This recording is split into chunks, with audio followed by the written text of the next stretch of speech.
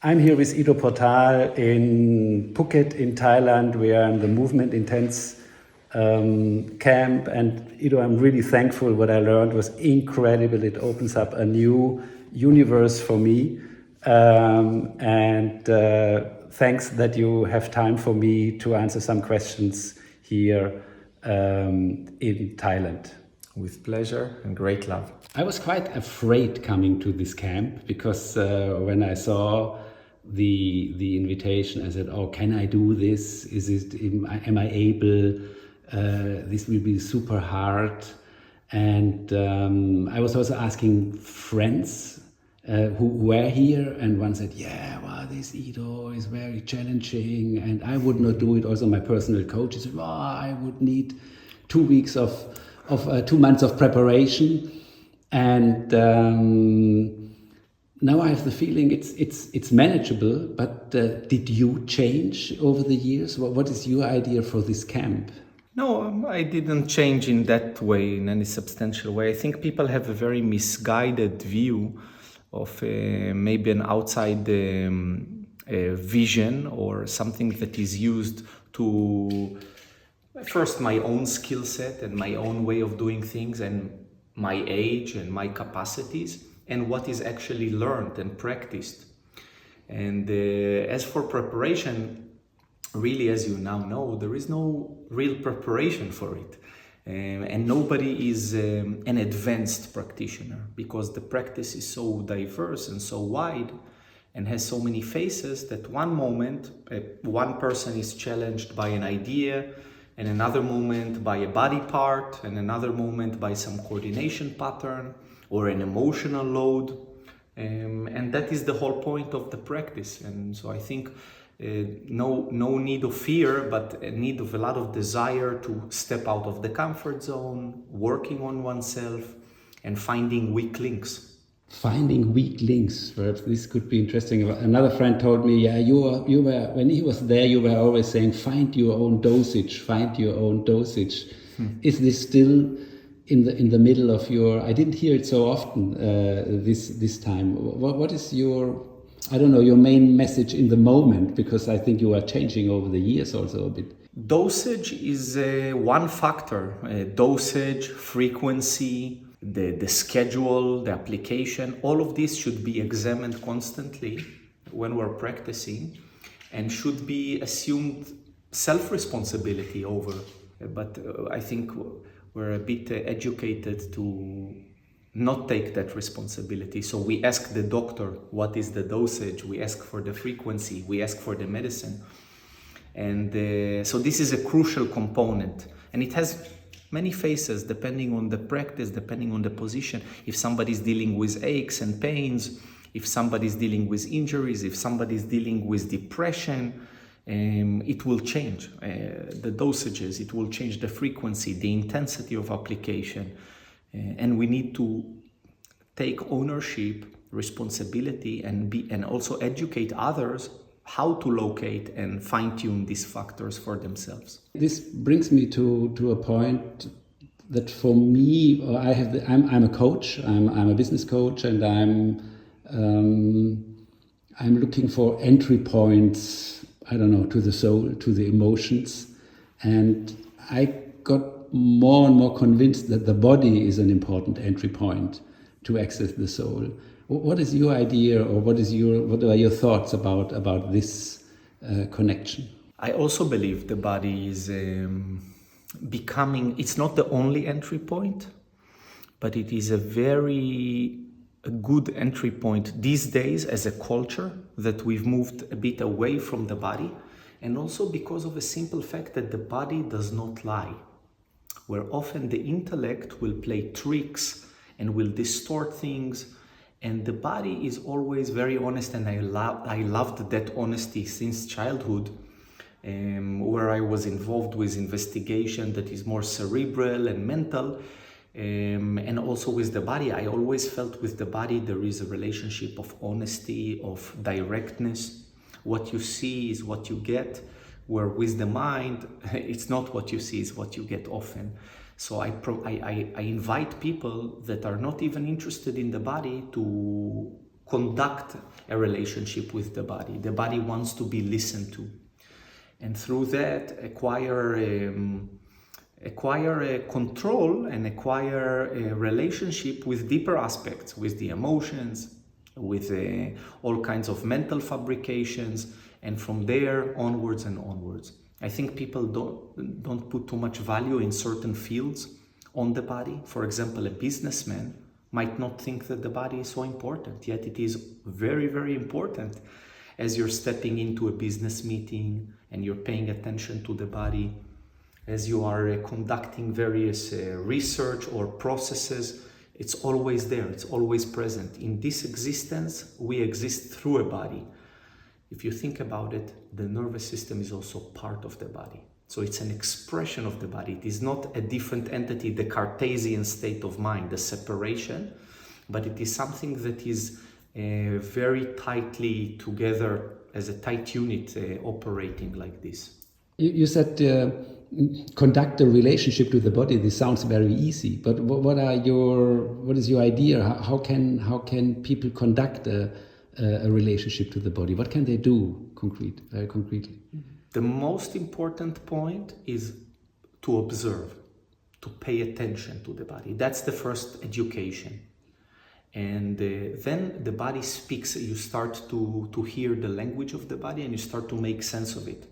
People usually only hear the pain of the body. That is the only talk of the body that when it appears, things have went already far forward.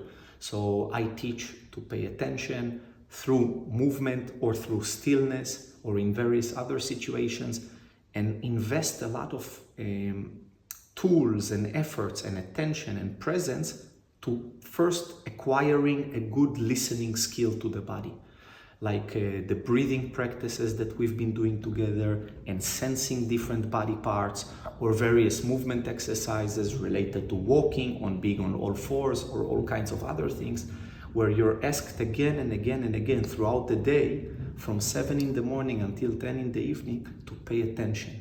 I would be curious, because you talk a lot about practice, but what is the relationship, or do you like also the idea of mastery? Not as an end point, but as an open point, as a direction. And especially I'm interested in the mastery of mastery itself. Not in the mastery of something, but the mastery of mastery, which is the mastery of oneself, really. I don't think we reach some kind of a point of mastery. I'm a master. That is something that I don't think is very honest. You're a master in relation to someone else, perhaps, that cannot see that you're also not a full master. But the desire to grow and to evolve, which is in the heart of mastery, is very important, and that's the concept of a practice for me. Yeah, great. I was very impressed by your concept of the rocking chair and of the equilibrium and the point of centrality. This is for me absolutely fascinating, and I want to apply this also for businessmen, for example, to bring them to feel this and to get through this more understanding about their situation. Do you think this is possible? Definitely. I think we are not always aware that we are teeter-tottering and moving around in between various positions until the situation totally escalates and transforms. And that is a bit too late already to pay attention. So the point of homeostasis and the point of this central control, to refine it, is very important. For example, emotionally, a person will be able to realize agitation or anger, but that is way far forward in the timeline. But if we pay attention to small contractions of the face, or to be overly serious or overly critical, we would be a lot more closer to this point of homeostasis and centrality. We don't need to hit great lows or out of control experiences, but we need to find a practice that maps the spectrum. Here is the spectrum, here is the center, and fine-tunes that centrality.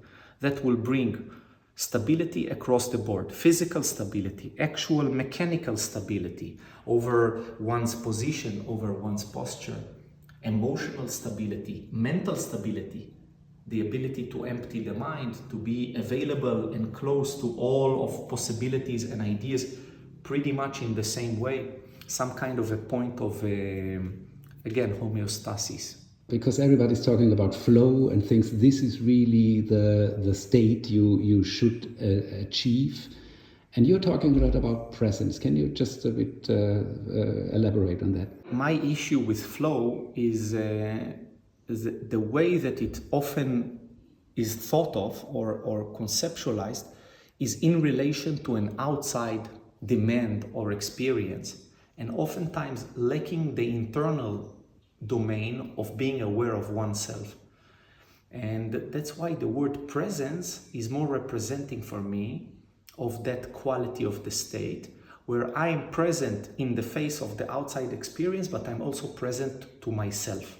It's more of a double arrow of awareness, one pointed at me and one at the experience. So the immersive state of flow is not enough for me, not as a practitioner, not as a human being. I can get immersed into movies and totally forget myself. That is a state that is not as deep or as beneficial as not identifying, but having also the ability to very deeply connect to outside experiences, people, etc. And I think the flow thing matches very much many people's direction, not so good direction as it is these days, that a loss of focus or an inability to concentrate, but then it becomes also very empty and non-present for themselves, even if they are successful in gaining it. So you can say less identification, more presence to oneself, and not just in the face of an outside experience, and while still maintaining a strong ability to lock into the object of focus or concentration or awareness, whatever that object is. Thanks. So at the end, I would like to ask you something personal. I know you don't like advices because you are very much focused on self-responsibility, but now I become 70 and now I more or less start with the movement culture and want to join your online platform and all this kind of stuff. What kind of advice could you give me for the next 10 years till 80? Well, the advice is synonymous with everyone else, but you have huge advantages because of a certain wisdom and experience and honesty that you've gained. And you will not be wasting as much time as a younger person just by having this awareness and past experience. And I think the best advice is to make every day a seminar, to make every day a workshop, a learning experience. We being here to enjoy our time is a side effect or a certain even marker of a good direction. But we are not here to enjoy or to pass time. We are here to learn. We are here to evolve something inside of us, to develop ourselves. And that would be the advice. We have no time to waste, none of us. A 5-year-old child or a 70-year-old person. And that is the thing I wish for myself. I remind myself and I remind my students as well. Thanks, Ido. Thank you.